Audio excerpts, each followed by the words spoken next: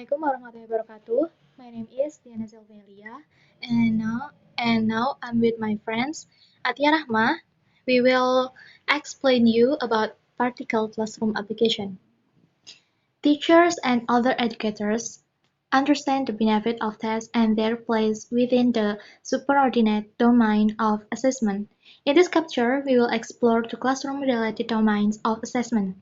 The first, teacher-designed formal tests, and the second, informal assessment in the context of day-by-day interaction with students. The underlying theme of these explorations is an emphasis on assessment as a positive, motivating, feedback-giving assignment of second language learning in the classroom. And the first material, there is assessing, testing, and teaching. Yeah, a test is an instrument or procedure designed to elicit performance from learners with the purpose of measuring their attainment of specific criteria.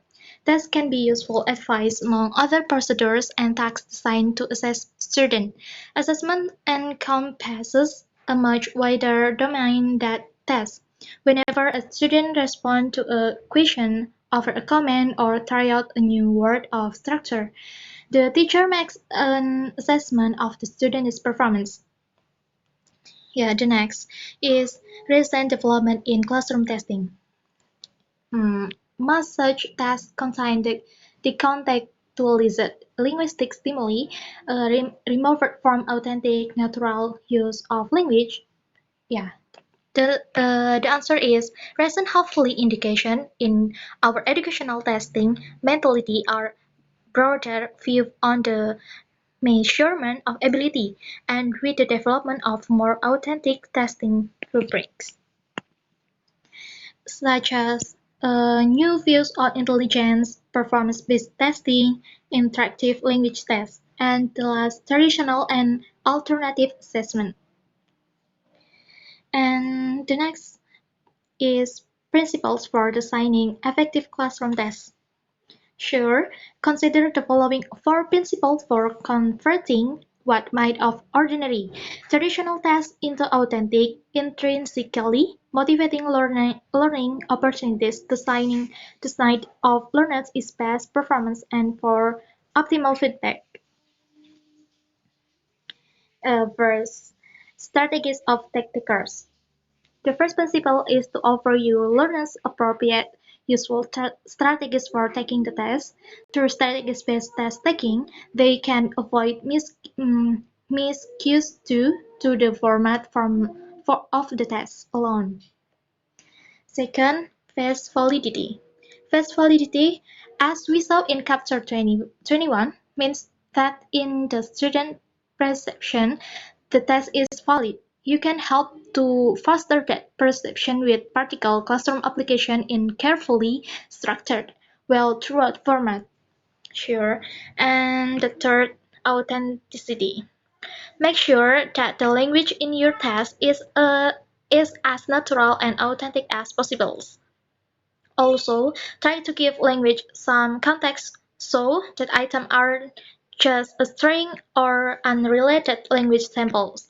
Thematic organization of items may help in this regard. A classroom test is not the time to introduce brand new tasks because you won't know if student difficulty is a factor of the task itself or in the language you are testing. And the last was back.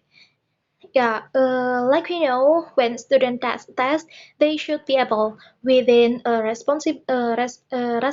reasonable short period of time to utilize the information about their competence. That test feedback over formal tests must therefore be learning advice through which students can receive a diagnosis of arrays of strength and weakness. Your prompt return of written tasks with your feedback is therefore very important to intrinsic motivation. One way to enhance washback is to provide a generous number of specific comments on test performance. And the next material can get by my friends. Athiyyah, time is yours. Thank you, Diana. And here are some practical steps to test constructions. Jadi di sini adalah untuk langkah-langkah untuk membuat test for your students. Yang pertama ada test toward clear and ambiguous objective. You need to know as specifically as possible what it is you want to test, and carefully list everything that you think your students should know or be able to do based on the material the students are responsible for. Second, from your objective, draw up test specifications. These informal classroom-oriented specifications give you an indication of which of the topic you will cover, then what the item types will be, how many items will be in each section, and how much time is allocated for each. Then notice that this course quite likely has a good deal of oral production in it.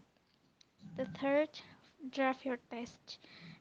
First draft will give you a good idea of what the test will look like, how students will perceive it, or face validity, the extent to which authentic language and context are present, the length of listening, how well a storyline comes across. Then revise your test. At this stage, you will work through all the items you have devised and ask a number of questions. As an example, uh, are the directions to each section absolutely clear? And is there an example item for each section? Then is each item stated in clear with simple language? And that's the example. And the fifth, final edit and type the test. In your final editing of the test before typing it for presentation to your class, imagine that you are one of your students. Go through each set of directions and all items slowly, timing yourself as you do, and if the test needs to be shortened or lengthened, make the necessary adjustments, and then make sure your test is neat. Next, utilize your feedback after administering the test. After give the test, you will have some information about how easy or difficult it was, about time limits. Take note of these forms of feedback for your next text. And the last, seventh, work for respect.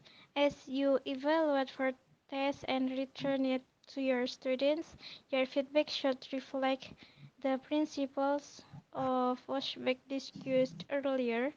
Use the information from the test performance as a springboard for review or for moving to the next unit.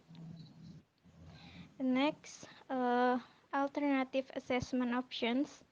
In recent years, language teachers have stepped up effort to develop non-test assessment options that are nevertheless carefully designed and that adhere to the criteria for adequate assessment. There are self and peer assessment, journals, conferences, portfolios, and cooperative test constructions. Next, assessment and teaching, partners in the learning process.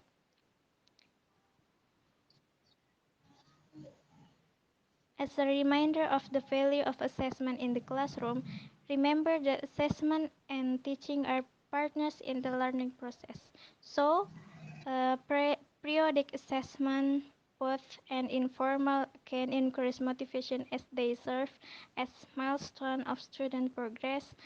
Assessment can spur learners to set goals for themselves. Assessment encourage retention of information through the feedback they give on learners' competence.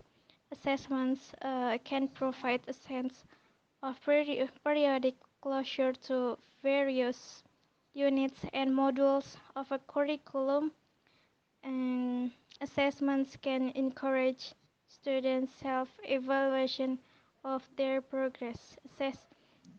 Assessment can promote student autonomy as they confirm areas of strengths and areas needing further work. And the last, assessments can aid in evaluating teaching effectiveness. And thank you. Uh, uh, that's all from us. Thank you for listening to us and for your attention. Sorry for my mistake, our mistake. Assalamualaikum warahmatullahi wabarakatuh.